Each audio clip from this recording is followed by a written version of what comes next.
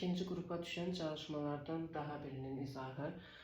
Həmişə deyirik, topluda olmayan bir neçə çalışma düşür. Bu da bunlardan biridir. Deməli, baxırıq. Hasil sıfırdırsa, deməli x kvadrat plus n x plus n sıfırdır və x kvadrat plus px plus q bu da sıfırdır.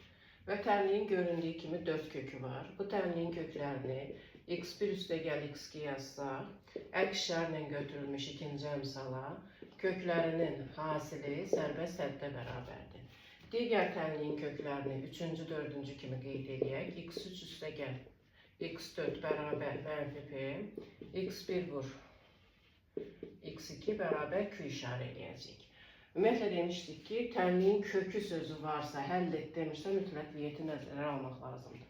Bundan sonra burada 4 kök var və biz onda bu köklərin x1 üstəgəl x2 üstəgəl x3 üstəgəl x4-ün cəmini mənfi p, mənfi m plus mənfi p kimi götürsək və x1, x2, x3-ün əvəzinə 1 üstəgəl, 2 üstəgəl, 3 üstəgəl k yazıb mənfi m çıx b-nin də qiymətini 2 vermişdi.